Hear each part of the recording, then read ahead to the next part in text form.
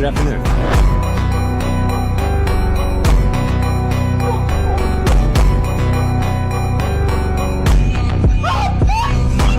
看盘先规划，心态才不乱，进场不冲动，出手有答案。Hello， 大家好，我是莫晨。